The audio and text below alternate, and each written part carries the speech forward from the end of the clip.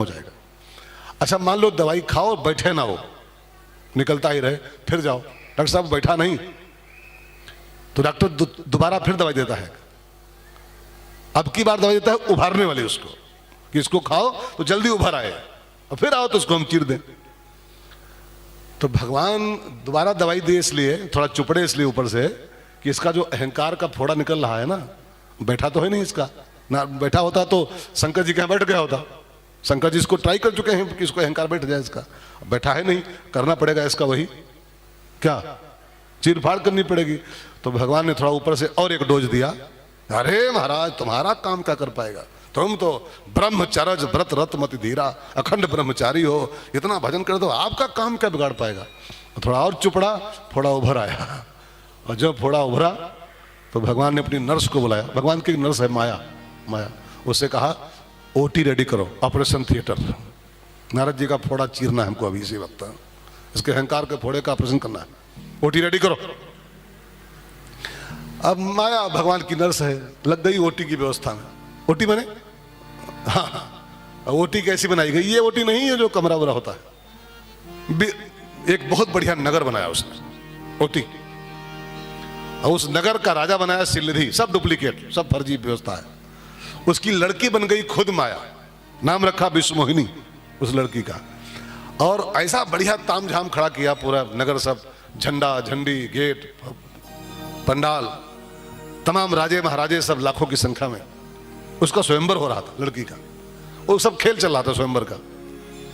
तो नारद जी निकल रहे थे, उनकी निगाह पड़ी, इतना बड़ा नगर है ये, इतनी व्यवस्था तामझाम है, क्या है क्या, चलो देखें थोड़ा सा।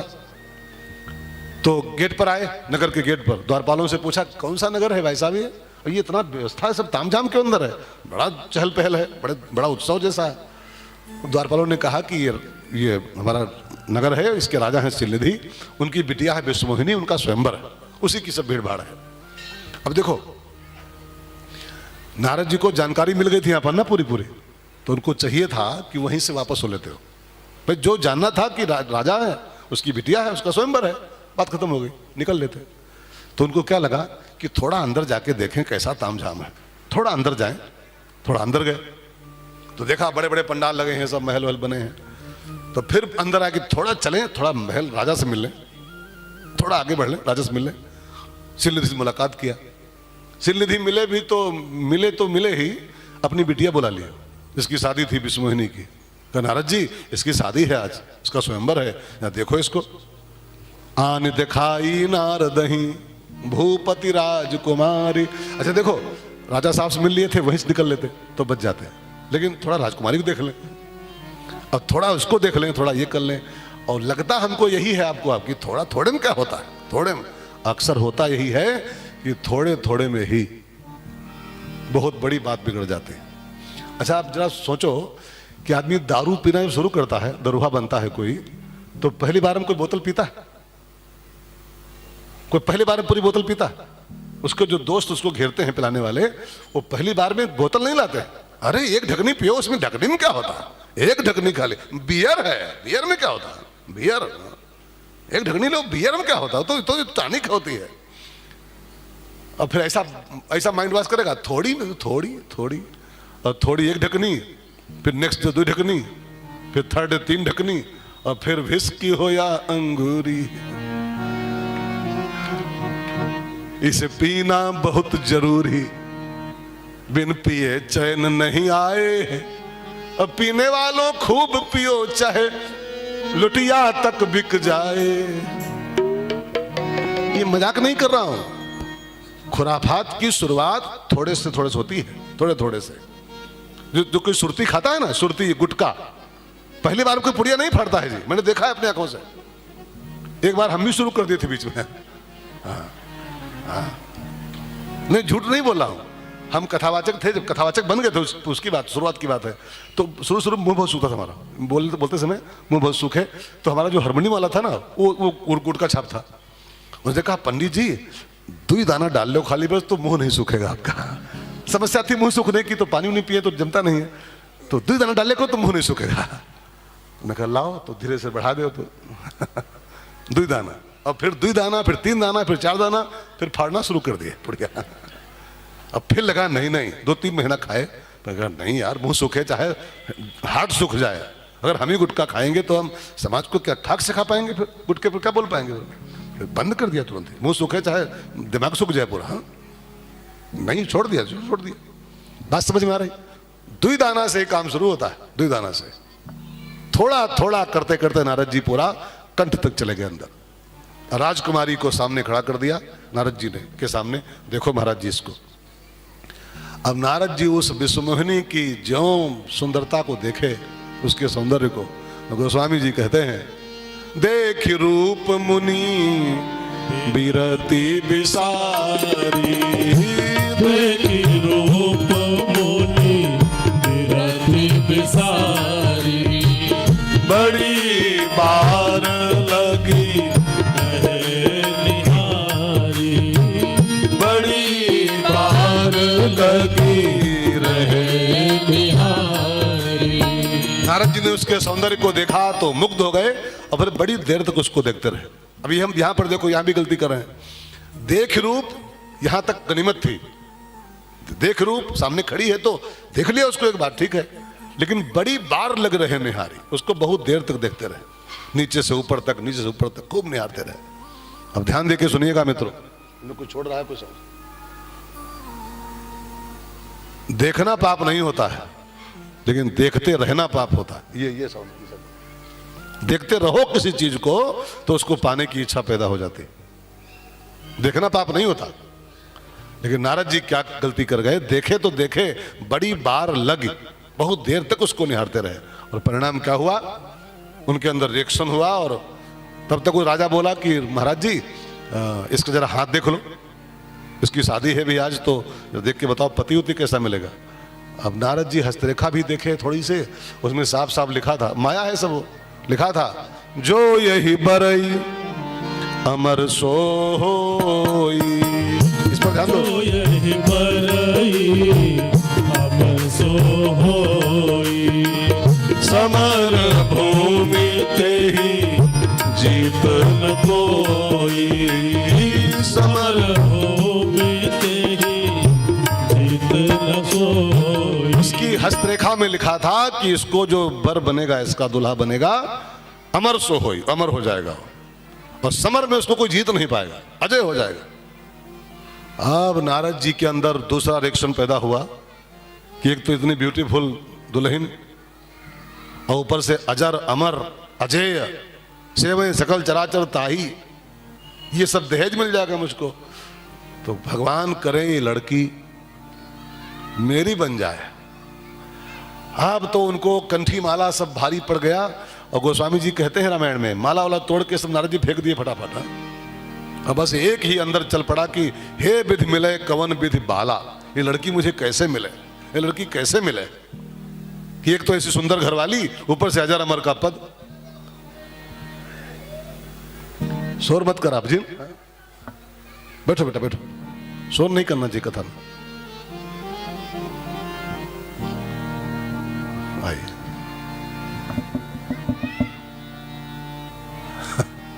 चुप, छोटा सोनी।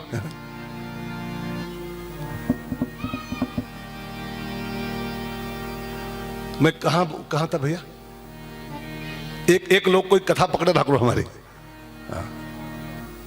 हाँ ये अमर होगा वो जिसका पति होगा। अब नारद जी भागे भगवान के पास आए, ठाकुर जी बस हमको एक ही चीज इस समय चाहिए आपसे, कृपा करो जल्दी से। कहा कौन सी चीज? कहा आपन रूप, आपका रूप पा जाओ ना फिलहाल कुछ देर के लिए। आपन रूप देहु प्रभु मोय, हल्का सा बीच डाल के। आपन रूप देहु प्रभु मोहि, आन भांति नहीं पावोहि, आन भांति नहीं पावोहि।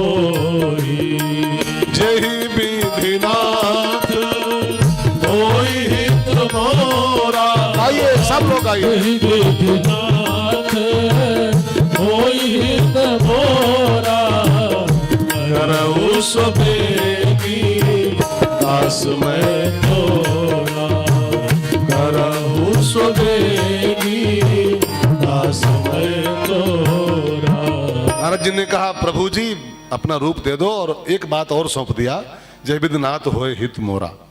तब भगवान ने कहा कि तुम हित कहते हो और मैं तुम्हारा परम हित चाहता हूं, परम हित। जय विद होई परम हित, नारद सुनहु तुम्हार सोई हम करब। नान कछु तुम हित कह रहे हो, हम तुम्हारा परम हित चाहते हैं। और भगवान ने नारद जी का परम हित साधने के लिए उनको थोड़ी देर के लिए मंकी बना दिया, बंदर। मांगे थे आपन रूप और बना दिया बंदर। मांगे थे सुंदर बनने के लिए, आए थे सुंदर बनने, बना दिया बंदर। अच्छा सोचो, जब सुंदर बनने आए थे बंदर कहे बना दिया? ये प्रश्न है। इसके पीछे नारद जी का परम हित छिपा हुआ है। कल्पना कीजिए एक मिनट के लिए, आप कथा से जुड़ के सुनिए। अगर नारद जी को भगवान ने सुंदर बना दिया होता, फिलहाल जो मांगे थे वही दे दिए होते कि लो beautiful beautiful husband, handsome husband, तो नारद जी का ब्याह हो जाता। जयमाला पहना देती हो, ब्याह हो जाता। और अगर ब्याह हो जाता तो जानते हो क्या होता? जानते हो क्या होता? जिसका जिसका ब्याह होगा उनसे पूछो का हाल भाव। तो तनिक देर का बंदर बना करके जिंदगी भर के लिए सुंदर बना दिया उनको, सुंदर। अगर शादी कर लेते नारद जी, विवाह कर लेते, तो साफ साफ लिखा है रामायण में, नारी विवश नर सकल गोसाई। नारी दिवस नर सकल गोसाई। अब इसमें इस चौपाई में छूट किसी को नहीं मिली नहीं। नारी विवश नर सकल, सकल। अब कोई थोड़ा ज्यादा परसेंटेज में भले कोई थोड़ा कम ज्यादा हो, कोई ज्यादा गुलाम है, कोई थोड़ा कम गुलाम है, लेकिन कोई ज्यादा, कोई 90%, कोई 10%, लेकिन ये मैं मजाक नहीं कर रहा हूं। भागवत में लिखा हुआ है, भागवत तरुणी प्रभुता गेहे। कलयुग का जो लक्षण लिखा है भागवत में, तरुणी प्रभुता गेहे श्याल को बुद्धिदायका। कलयुग जब आएगा तो रामचंद्र कह गए सिया से, ऐसा कलयुग आएगा कि तरुणी प्रभुता गेहे। अब परसेंटेज में भले कुछ कम ज्यादा हो, लेकिन बाकी सब सब। नारी विवश नर सकल गोसाई। यहाँ भी, यहाँ भी, हाँ ऐसे लो, हमको भी लो। सकल गोसाई। नाचहि नर मर कट की नाई। नाचहि नर मर कट की नाई। तनिक देर का बंदर बना करके भगवान ने जिंदगी भर का बंदर बनने से उनको बचा लिया। अगर तनिक देर बंदर न बनाते तो जिंदगी भर के बंदर बन जाते हो। और तनिक अगर सुंदरता देते थे ठाकुर जी, तो उनकी सुंदरता जिंदगी भर के लिए मिट जाती। अच्छा, आपसे पूछा जाए कि वास्तविक सुंदर कौन,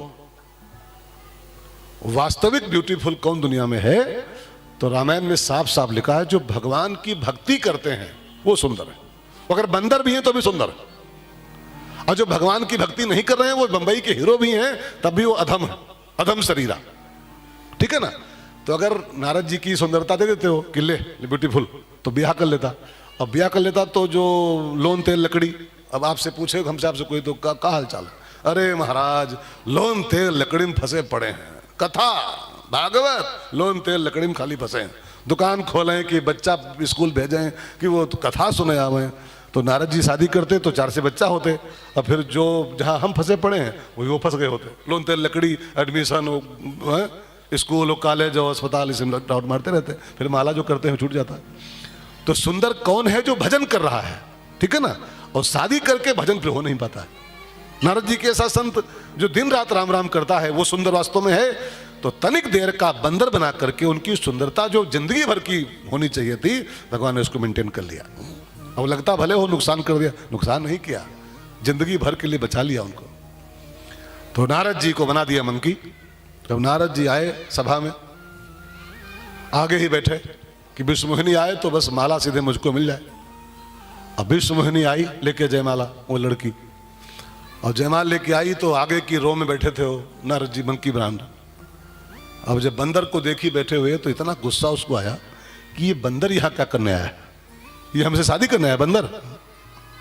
और मारे गुस्से के वो आगे की पूरी रो छोड़ दी, आगे की लाइनें पूरी छोड़ दी। बंदरवा बैठा है, छोड़ो इसको, लाइन छोड़ो पूरी। हाँ? और लाइन छोड़ के पूरी चली गई पीछे। अब पीछे गई तो वहां भगवान विष्णु राजकुमार के रूप में बैठे हुए थे पहले से। वो उसके पति हैं पहले से। वो भगवान की 2 पत्नियां हैं, सरस्वती और वो लक्ष्मी और माया। माया उनकी पत्नी है, ये माया ही तो है। और भगवान बैठे थे प्रतीक्षा में राजकुमार के रूप में। वो गई, माला पहनाई और ठाकुर जी ले गए। अब नारद जी को लगा कि या तो मेरी थी, इसको भगवान ले गए। अब देखो यहां पर भी एक सूत्र बहुत बढ़िया बन रहा है। वो नारद जी की नहीं थी, वो भगवान की ही थी। नारद जी खाली उसको अपने माने की भूल पाल बैठे थे। अच्छा, जिसको ले गए हैं वो नारद जी की थी, वो कि भगवान की थी? हाँ, तो नारद जी को कष्ट का रहा कि मेरी थी और भगवान ले गए।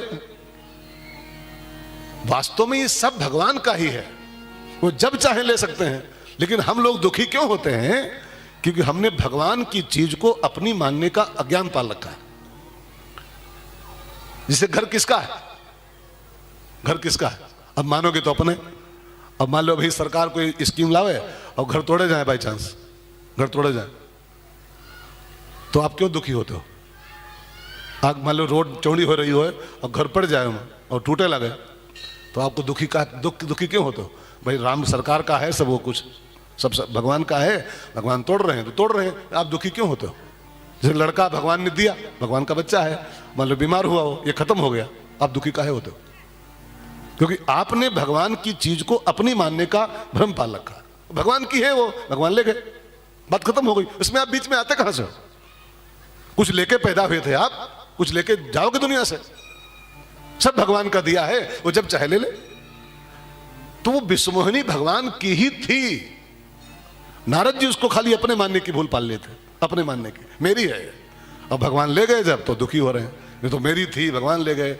अब आज तो बस 2 में से एक काम होगा, देहूं श्राप की मरिहूं जाई, देहूं श्राप की मरिहूं जाई, जगत मोरी उपहास कराई, जगत मोरी उपहास कराई, बीच ही पंथ मिले तनु जारी, बीच ही पंथ मिले तनु जारी, संग रमा सोई राजकुमारी, संग रमा सोई राजकुमारी। नारद जी चले बैकुंठ की ओर कि आज भगवान को श्राप दूंगा और नहीं तो जाके मैं अपने प्राण छोड़ दूंगा। अब भगवान देखे कि नारद जी आ रहे हैं बैकुंठ मुझसे मिलने, लेकिन बैकुंठ का रास्ता भूल गए हैं। जिस रास्ते पर चल रहे हैं वो नरक का रास्ता है, जिस रोड को पकड़े हैं वो नरक को जा रही है। आ रहे हैं बैकुंठ, जा रहे हैं नरक की ओर। अच्छा बताओ, जरा बुद्धि लगाओ 1 मिनट। नारद जी के अंदर काम भी है और गुस्सा भी है, क्रोध भी है। अब आपसे पूछे कि काम क्रोध जो रास्ते हैं वो कहां जाते हैं? काम और क्रोध का जो रास्ता है किधर जाता है? इसकी मंजिल क्या है? हाँ, त्रिविधम नरकस्येदम द्वारम, ये 3 नरक के द्वार हैं, कामा, क्रोधा तथा लोभा। अब नारद जी काम से भरे हैं विश्वमोहिनी के प्रति, और भगवान पे गुस्सा भी उनको है, ठाकुर जी पर, देहूं श्राप की मरिहूं जाई। और काम क्रोध से जो भरा हो नरक को जा रहा है, नरक की उसकी यात्रा हो रही, नरक की सड़क है वो, नरक का हाईवे है। अब भगवान को चिंता क्या हुई कि आ रहा है बैकुंठ मुझसे मिलने और जा रहा है नरक की ओर। नारद हमारा सड़क पकड़ नरक की है। तो भगवान क्या किए, बीच ही पंथ मिले, बीच में मिल गए कि बेटा जहां जा रहे हो ये रास्ता वहां जाता ही नहीं है जहां तुम जा रहे हो, ये नरक को जाता है। बीच में मिल गए। जैसे मान लो, एक दृष्टांत समझो, आपके कोई मेहमान आ रहा हो बड़हलगंज अथवा लखनऊ में मुझसे मिलने आ रहा हो, मुझसे मिलने के लिए, और वो रास्ता भटक गया हो, मोहल्ले के आसपास ही हो, सेक्टर 7 के आसपास में हो, और रास्ता कहीं भटक गया, क्योंकि लखनऊ को बहुत सब भूल भुलैया पूरा है हो। एक चौराहा भूल जाओ तो कहाँ से कहाँ पहुँच जाओगे। खैर, तो अब वो फोन लगाए कि महाराज जी हम आपके पास मिलने आए हैं और बगल में ही है, लेकिन कहीं भटक गए हैं थोड़ा सा, वो रास्ता नहीं ढूंढ पा रहे हैं आपके घर का। तो हम क्या बोलते हैं आज उससे, क्या बोलते हैं फोन पर कि ठीक है तुम एक काम करो, तुम जहां पर हो वहीं खड़े रहो, जहां हो वहीं रुके रहो, मैं वहीं आ रहा हूं, आपको ले लूंगा मैं। यही बोलते ना हम लोग। तो भगवान को यही चिंता हुई कि आ रहा है मुझसे मिलने और रास्ता भटक गया है, जा रहा नरक की ओर। तो अब यही तो हम लोग करते हैं कि जहां पर तुम हो वहीं रुके रहो, मैं वहीं आके मिल लूंगा आपको, वहीं आके मिल लूंगा आपको। तो भगवान को यही लगा भटक गया है नारद बेचारा मेरा, गलत रास्ता जा रहा है, आना मेरे पास जा रहा है नरक की ओर। तो भगवान ने कहा रुक, तुम रुको, बीच ही पंथ मिले धनुजारी, बीच ही पंथ मिले धनुजारी। अब जब राम जी भगवान पहुंच गए और अकेले नहीं, संग रमा लक्ष्मी जी और सोई राजकुमारी बने, वो विश्वमोहिनी भी जयमाला पहने बगल में खड़ी। अब विश्वमोहिनी को भगवान के बगल में माला पहने ज्यों खड़ी देखा तो नारद जी जले भुने तो थे ही पहले से, नमक उनको ऊपर और लग गया थोड़ा सा। वो कहावत है जले में नमक, तो एक तो जले थे पहले से, अब विश्वमोहिनी भगवान के बगल में खड़ी थी तो नमक लग गया और उसमें। अब उसी गुस्से में नारद जी भभक पड़े, बम फूटा उनका और भगवान को फटाफट 3 श्राप दिए नारद जी, 3 श्राप। पहला श्राप दिया मम